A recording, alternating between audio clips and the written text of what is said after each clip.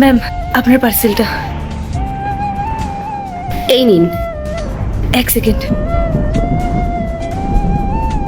না না দিদি, ওটা আপনি রেখে দিন। Thank you. দিদি বলছি, বাইরে এত ঠান্ডা, তার মধ্যে বৃষ্টি পড়ছে, আর আপনি শুধুই একটা টি শার্ট পরে আছেন। আপনার শীত করছে না? ঠান্ডা তো লাগছেই ম্যাম, কিন্তু কি আর করতে পারি, ডেলিভারি করাটা তো আমার কাজ, আর আমাকে তো এটা করতেই হবে। বলছি, যদি আপনি কিছু মনে না করেন তাহলে ভেতরে এসে একটু বসে নিন, মাথাটা মুছে এক কাপ চা খেয়ে নিন।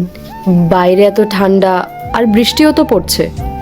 আসলে আমি যখন বাড়ি থেকে বেরিয়েছিলাম না, তখন বুঝতে পারিনি যে হঠাৎ এত জোরে বৃষ্টি চলে আসবে, আর এখনো অনেক কটা বাড়িতে পার্সেল দিতে হবে, সেগুলো সময় মতো পৌঁছে দিতে হবে। আমি আসি। 2 মিনিটের ব্যাপার, আসুন না। ঠিক আছে।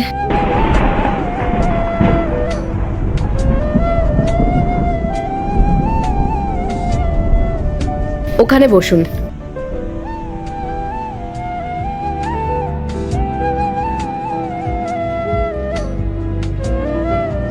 দিদি বলছি যে তুমি একটু বসো, আমি তোমার জন্য এক কাপ চা নিয়ে আসছি।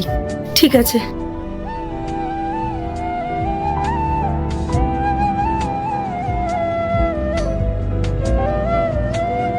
শোনো না, যে ডেলিভারি গার্লটা এসেছিল, আমি না ওকে ভেতরে বসতে বলেছি। আসলে কি বলতো, বাইরে খুব বৃষ্টি হচ্ছে আর খুব ঠান্ডাও পড়েছে। ও আচ্ছা, ভালো করেছো। আচ্ছা শোনো না, বলছি তুমি এই বোনটাকে তাহলে গরম গরম চা করে দাও। হ্যাঁ দিচ্ছি। আর জানো, যে দিদিটা এসছে, ওর কাছে না কোনো সোয়েটারও নেই। এই ঠান্ডার মধ্যে শুধু একটা টি শার্ট পরেই চলে এসেছে।